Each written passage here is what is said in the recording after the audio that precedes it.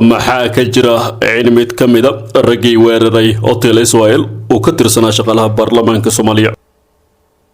maamulka golaha shacabka ee baarlamaanka Soomaaliya ayaa beeniyay in xubin ka tirsanaa maleeshiyada shabaab ee weerartay hotelka Israel uu ka mid ahaa shaqaalaha xarunta golaha shacabka.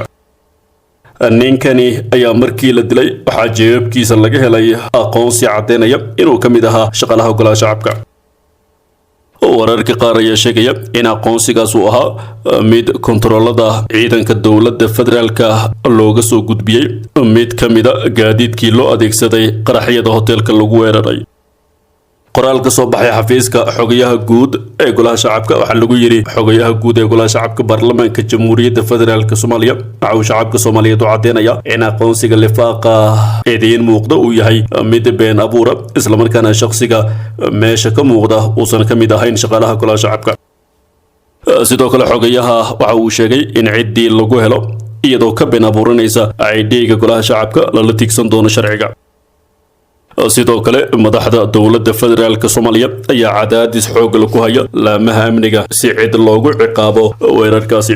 wararku waxay sheegayaan in laamaha ammaanka ay wadaan baritaano ay ku ururinayaan sida weerarka uu dhacay iyo sida shabaabka weerarka soo qaaday ay ku soo gaareen hotelka Israel oo ku yaala goob amnigeeda aad loo adkeeyo ah xayndaabka filla Soomaaliya.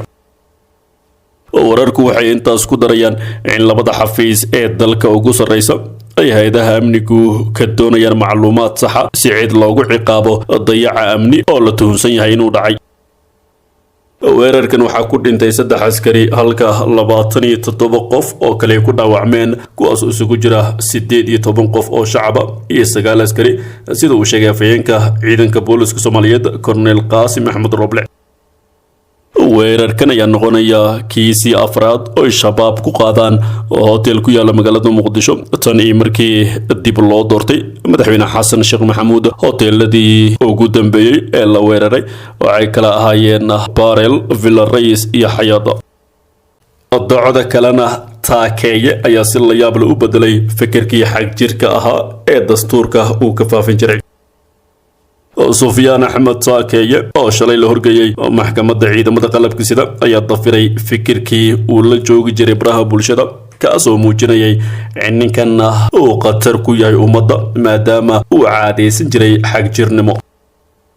Taakeeye oo markii hore aaminsanaa in shabaab iyo dowladda ay yihiin dhinacyo isla mid ah oo dagaal uu ka dhaxeeyo isla markaana uu wato xisbi kale oo doonaya in dalka uu ku maamulo shariicada islaamka ayaa shalay waxa uu muujiyay inuu ka soo dabcay fikirkaasi.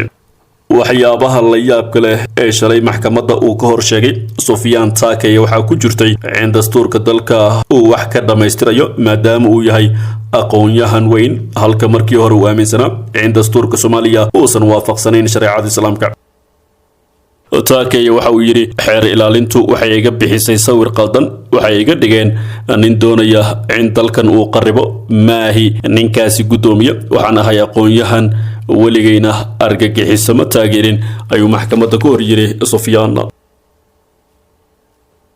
Sufyaan Taakeeye ayaa muuqaal tixana ah oo horey u baahiyay waxa uu ku sheegay in qaraxyada shabaabka uusan waxba u arkin maadaama shabaab ay dagaal kula jiraan dowladda isagoo markaas shabaab iyo dowladda ka dhigayay in aysan kala roonayn.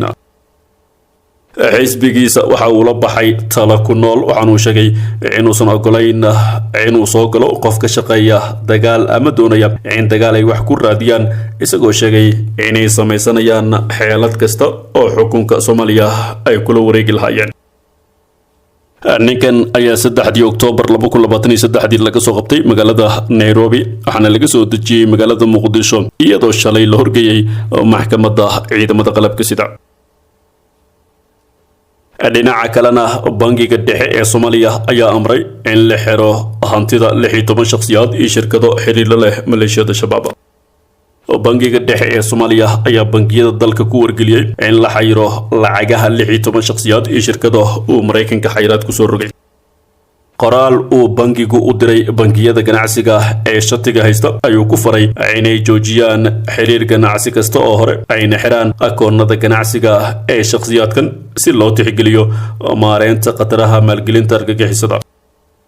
cunaqabateynta ayaa lagu bartilmaameedsaday 16 hay-adood iyo shakhsiyaad ku kala nool gobolka Geeska Afrika, Imaaraadka Carabta iyo Qubrus sida lagu sheegay bayaan ka soo baxay wasaaradda maaliyadda dalka Mareykanka. waxaa lagu eedeeyay inay dhaqaale u ururiyeen maleeshiyaadka shabaab ee ka dagaalama Soomaaliya. lama sheegin magacyadooda hase yeeshee Mareykanka waxa uu sheegay in la xiray hantida ay ku leeyihiin Mareykanka si loo joojiyo la macaamilka ay la leeyihiin maleeshiyada shabaab. Mareykanka ayaa sheegay in al-shabaab uu arko koox argagixisa ah oo hesha in ka badan $100 milyan oo dollarka Mareykanka sanadkii, taasoo ay ku jirto lacagaha baadda oo ay ka qaadaan ganacsiyada maxalliga. Mareykanka waxa uu sheegay in al-shabaab ay gacan ka geysato maalgelinta hamiga al-Qaacida ee ku aadan inay wiiqaan dowlad wanaagga adduunka. dhinaca kalena dowladaha Soomaaliya iyo Kenya ayaa ku loolamaya hoggaanka sare ee ururka Midowga Afrika, iyadoo Soomaaliya ay u sharaxan tahay Fawzi Yuusuf Xaaji Aadan. golaha sare ee Midowga Afrika ayaa qaaday tallaabo horle isagoo go'aansaday in gudoomiyaha xiga ee guddiga Midowga Afrika uu ka imaanayo Bariga Afrika. kulan ka dhacay magaalada Addis Ababa ee caasimadda dalka Itoobiya ayaa golaha fulinta ee Midowga Afrika waxa uu ku sheegay in kulankooda 22aad diiradda lagu saaray doorashada soo wajahan ee hoggaanka sare. go'aankani oo shalay lagu dhawaaqay ayaa imaanaya iyadoo musharaxiinta haatan u taagan guddoonka Midowga Afrika ay ka soo jeedaan Bariga Afrika Fawzi Yuusuf Xaaji Aadan oo ah wasiirkii hore ee arrimaha dibadda Soomaaliya, sidoo kalena soo noqotay ra'iisul wasaare ku-xigeen, iyo Raila Odinga hogaamiyaha mucaaradka Kenya. waxaa intaas dheer in go'aankan lagu xusay in waqooyiga Afrika ay soo xushaan booska ku-xigeenka gudoomiyaha Midowga Afrika, halka bartamaha, koonfurta iyo galbeedka Afrikana ay soo xulan karaan 6 boos oo ah xubno guddiga ka mid noqonaya.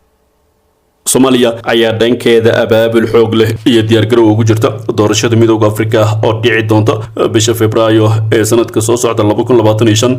haatan waxaa xilka guddoonka Midowga Afrika haya Muuse Faki oo ka soo jeeda dalka Chad, kaasoo u dhamaanayso muddo xileedkiisii labaad. ololaha tartanka xilkan ayaa la filayaa inay si rasmi u bilaabato marka dhammaan musharaxiinta dareynaya ay soo gudbiyaan ajandahooda markii la gaaro bisha May ee sanadkan. muddo xileedka kursigan ayaa ah 2025 ilaa 2028. Fawzi oo ah siyaasi muddo dheer ku soo dhex jiray siyaasadda Soomaaliya ayaa haddii ay ku guuleysato waxay noqonaysaa qofkii ugu horreeyay ee Soomaaliya ee xilkan ay qabta. musharaxa kale ee kursiga madaxtinimada guddigan kula tartamaya Fawzi waa ra'iisul wasaarihii hore ee Kenya Raila Odinga. Kenya ayaana abaabul xoog leh oo dhan walba waxay ugu jirtaa qabashada xilkan, iyadoo ololo ballaaran ay ka samaysay gudaha dalalka Afrika. haddaba muxuu Soomaaliya kaga dhigan yahay kursigani? Fawzi kadib markii ay shaacisay inay u tartamayso xilkani waxay sheegtay in ololaha musharaxnimada uu meel fiican u marayo, isla markaana jagada haatan ay leeyihiin dalalka Bariga Afrika oo Soomaaliya dhawaan ay ku biirtay. hadda aniga iyo Raila Odinga ayaa sharaxan oo musharaxnimadeena shaacinay, inkastoo ololaha uu bilow yahay lama oga cid kale oo nagu soo biiri doonta ay tiri. inkastoo arrimo badan ay ku furan yihiin dowladda Soomaaliya, haddana dadaal badan ay samaysay sida ay sheegtay Fawzi, iyadoo sheegtay in dalal badan oo Afrikaan ah ay shirar kala duwan la galeen, isla markaana dadaal fiican ay ku bixinayaan sidii kursiga oo markan Soomaaliya ay u soo qaadan lahayd. waxay intaas raacisay in Soomaaliya ay ugu horeysay ololeynta qabashada xilkan, balse dalka Kenya uu wado olole aad u ballaaran oo ay ku raadinayaan in Raila lagu sharfo kursigani.